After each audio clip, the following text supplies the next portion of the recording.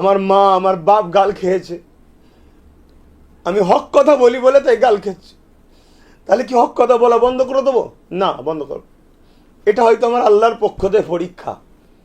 হ্যাঁ, আমিও দেখেছি অনেক কষ্ট। কালকে তারা নিজেরাই গোষ্ঠীদ্বন্দ্ব করলো, আমার মা তুলে গাল দিচ্ছে।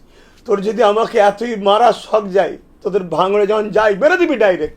আমার মাটা কি করেছে? আমার মাটাকে ধরে টানছিস কেন? অ্যাকচুয়ালি ব্যাপারটা হচ্ছে, বাংলায় রাজ্য সরকার মুসলমান দিয়ে মুসলমানকে মেরে শেষ করছে। টিএমসির গোষ্ঠীদ্বন্দ্ব রাজ্য সরকার বা তারা নিজেরাই লাগাচ্ছে, লাগিয়ে দিয়ে তারা গোষ্ঠীদ্বন্দ্ব করে এদেরকে সুযোগ দিয়ে ভাইয়েরা টিএমসি করছেন। আমি তেনাদেরকে বলবো, আপনারা একটু সজাগ হন, জাগুন। ওপরে বসে দুজন মিলে মুসলমান দিয়ে মুসলমানকে কাটাচ্ছে, মুসলমানকে দিয়ে মুসলমানকে মার্ডার করাচ্ছে, মুসলমানকে দিয়ে মুসলমানকে মারছে, একজনকে দিয়ে আর একজনকে বোম বন্দুক কেস দিয়ে তাকে ফাঁসিয়ে দিচ্ছে। ওই ভাঙরে দেখুন না, একটা গ্রুপ ছিল তাকে কোণঠাসা করে আর একটা গ্রুপকে আনা হয়েছে, আবার একে কোণঠাসা করে আর একটা গ্রুপকে আনা হয়েছে। নামে খুন, গুন্ডাগিরি, সন্ত্রাসী বন্ধ হওয়া দরকার।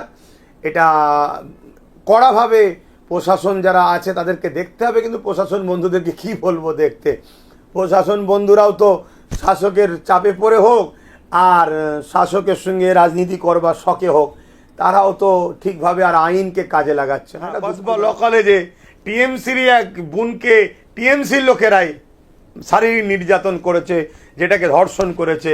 এরকম তো অহরহ হচ্ছে, অহরহ ঘটে চলেছে। ঘটনা কালকে ঘটেছে। এটা অত্যন্ত টিএমসির ভাইদেরই ভাবা দরকার যে আমরা কোন দল করছি, কাদের জন্য করছি। আমার খুব ব্যথা লেগেছে। আমি এ বিচার আমার আল্লাহর কাছে দিয়েছি, আল্লাহ দেখেছে, আল্লাহ তিনি শুনেছেন সব, তিনি বিচার করবেন আল্লাহ। এছাড়া আমার আর কিছু বলার নেই।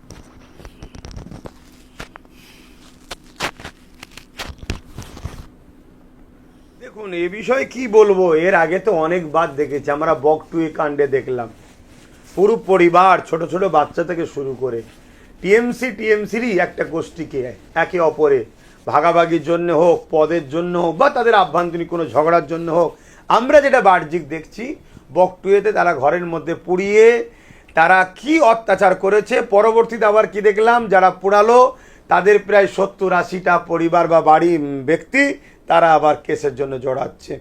অ্যাকচুয়ালি ব্যাপারটা হচ্ছে, বাংলায় রাজ্য সরকার মুসলমান দিয়ে মুসলমানকে মেরে শেষ করছে। টিএমসির গোষ্ঠীদ্বন্দ্ব রাজ্য সরকার বা তারা নিজেরাই লাগাচ্ছে, লাগিয়ে দিয়ে তারা গোষ্ঠীদ্বন্দ্ব করে এদেরকে সুযোগ দিয়েছে।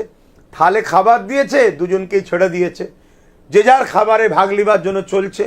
তবে ভাঙড়ে যেটা ঘটেছে, এটা সবাই বলছে, মিডিয়ায় দেখছি, ছেলেটা নাকি তুলনামূলক টিএমসির মধ্যে নাকি একটু ভালো ছিল। আমি জানি না ভাই, আমি তাকে অত চিনি না। তবে তেনারই পরিবারের একজন সদস্য কেউ বলছিলেন, দেখছিলাম সেখানে নাকি সর্বদলের বিরোধী দলও যারা আছে তাদের সঙ্গেও নাকি ছেলেটার ভালো সম্পর্ক ছিল। কিন্তু দুর্ভাগ্য, আমার রাজ্যে যে জিনিসটা কেউ কখনো করে না, মানে একটা প্রবাদ বাক্য যে কাগেরও গোস্ত নাকি খাই না, সেখানে আমার রাজ্যে টিএমসিকেই খুন করে। যেমন আমরা দেখলাম কিছুদিন আগে কসবা, কি বলে কসবাই তো নাকি, ওই হ্যাঁ কসবা ল কলেজে টিএমসির এক বোনকে টিএমসির লোকেরাই শারীরিক নির্যাতন করেছে, যেটাকে ধর্ষণ করেছে। এরকম তো অহরহ হচ্ছে, অহরহ ঘটে চলেছে। তা সেই জায়গায় সামান্য পদের জন্য কি লড়াই তাদের মধ্যে ছিল অত আমি ডিপে জানি না। তবে এতটুকু বলতে পারি, যেসব ভাইয়েরা টিএমসি করছেন, আমি তেনাদেরকে বলবো, আপনারা একটু সজাগ হন, জাগুন। ওপরে বসে দুজন মিলে মুসলমান দিয়ে মুসলমানকে কাটাচ্ছে, মুসলমানকে দিয়ে মুসলমানকে মার্ডার করাচ্ছে, মুসলমানকে দিয়ে মুসলমানকে মারছে, একজনকে দিয়ে আর একজনকে বোম বন্দুক কেস দিয়ে তাকে ফাঁসিয়ে দিচ্ছে। ওই ভাঙরে দেখুন না, একটা গ্রুপ ছিল তাকে কোণঠাসা করে আর একটা গ্রুপকে আনা হয়েছে, আবার একে কোণঠাসা করে আর একটা গ্রুপকে আনা হচ্ছে। এইভাবে চলছে। তবে আমি একটা কথা বলবো, ভাঙরকে বারবার বদনাম করার বা ভাঙরকে অপমান করার, ভাঙরকে শেষ করার, সে টিএমসি দলের হোক আর যে কোনো দলের হোক, ভাঙরে একটা বদনাম সবসময় লেগে থাকুক, এই চেষ্টা রাজ্য সরকার কিন্তু দীর্ঘদিন করে আসছে, আমরা দেখছি। তবে যে ঘটনা কালকে ঘটেছে, এটা অত্যন্ত টিএমসির ভাইদেরই ভাবা দরকার যে আমরা কোন দল করছি, কাদের জন্য করছি। আজ আমি হয়তো ঠিকমতো দিতে পারবো না, অন্য কেউ দিতে পারলে তাকে দিয়ে আমাকে মারিয়ে দেবে বা আমাকে সরিয়ে দেবে, বা হয়তো আমি একটু মানে ন্যায়ের পক্ষে সত্যের পক্ষে কথা বলতে যাব, আমার দলেরই চোর, যারা চোর লুটপাট করবে তারা আমাকে মেরে দেবে। তো যাই হোক, এটা না হওয়াই উচিত। রাজনীতির নামে খুন, গুন্ডাগিরি, সন্ত্রাসী বন্ধ হওয়া দরকার। এটা কড়াভাবে প্রশাসন যারা আছে তাদেরকে দেখতে হবে, কিন্তু প্রশাসন বন্ধুদেরকে কি বলবো দেখতে। প্রশাসন বন্ধুরাও তো শাসকের চাপে পড়ে হোক আর শাসকের সঙ্গে রাজনীতি করবার শখে হোক, তারাও তো ঠিকভাবে আর আইনকে কাজে লাগাচ্ছে না। এটা দুঃখজনক। তবে যেসব প্রশাসন বন্ধুরা এখনও ভালো আছেন, তিনাদের কাছে একজন নাগরিক হিসাবে আশা রাখবো, বাংলায় যে এই যে খুনোখুনির রাজনীতি চলছে এবং সে নিজেদের মধ্যে হোক আর অন্যদিকে হোক, এটা বন্ধ হওয়া দরকার, বা রেপ যে চলছে এটা বন্ধ হওয়া দরকার। এছাড়া আমি এ বিষয়ে আর কি বলতে পারি বলুন না। অনেকে দুঃখ প্রকাশ করে বলছে যে আগামীকাল এবং ইতিপূর্বে আপনাকে গালিগালাজ করছে, এই বিষয়ে কি বলবেন? আল্লাহ দেখছেন, আল্লাহ বিচার করবে, এছাড়া আর কিছু বলবো না। আমি তো, আমার মা আমার বাপ গাল খেয়েছে, আমি হক কথা বলি বলে তাই গাল খেয়েছি। তাহলে কি হক কথা বলা বন্ধ করে দেবো? না, বন্ধ করো। এটা হয়তো আমার আল্লাহর পক্ষ থেকে পরীক্ষা। হ্যাঁ, আমিও দেখেছি, অনেক কষ্ট হয়েছে।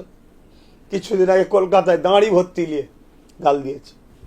গতকালকে তারা নিজেরাই গোষ্ঠীদ্বন্দ্ব করলো, আমার মা তুলে গাল দিচ্ছে। তোর যদি আমাকে এতই মারার শখ যায়, তোদের ভাঙড়ে যখন যাই বেরো দিবি ডাইরেক্ট। আমার মাটা কি করেছে? আমার মাটাকে ধরে টানছিস কেন? তার কি দোষ আছে এখানে? যদি তোর নজরে মনে হয়, তোদের নজরে মনে হয় আব্বাস খারাপ, আমাকে মেরে দে, কিন্তু আমার মাটাকে ধরে টানলি। তবে আল্লাহ দেখেছে, আল্লাহ বিচার করবে। পাশাপাশি আমি লড়ছি হকের জন্য, অবশ্যই আপনাদেরকেও বাঁচাবার জন্য লড়ছি। এক ইমানি দিক দিয়েও বাঁচাতে চাইছি, ধর্মের দিক দিয়ে, জালি হুকুমাদের হাত দিয়েও বাঁচাতে চাইছি। আজ আমার মা আমার বাপ গাল খাচ্ছে। গণতান্ত্রিককে সামনে রেখে, সংবিধানকে সামনে রেখে প্রতিটা গ্রামের মানুষ ভালোবাসার, বা যাদের জন্যই কথা বলে, যারা মনে করেন আব্বাস সিদ্দিকী কথা বলে, কী করেন আপনারা, এটাও আমার দেখার একটু দরকার। তবে সংবিধান বিরোধী, গণতন্ত্র বিরোধী কোনো কর্মকাণ্ডকে ইসলাম মানে যে দেশে বাস করব সে দেশ বিরোধী বা দেশের সংবিধান বিরোধী কোনো কর্মকাণ্ডের দিকে যাবেন, এটা ইসলামও অ্যাকসেপ্ট করে না, আমিও পছন্দ করি না। অবশ্যই আমার খুব ব্যথা লেগেছে। আমি এ বিচার আমার আল্লাহর কাছে দিয়েছি, আল্লাহ দেখেছে, আল্লাহ তিনি শুনেছেন সব, তিনি বিচার করবেন আল্লাহ। এছাড়া আমার আর কিছু বলার নেই।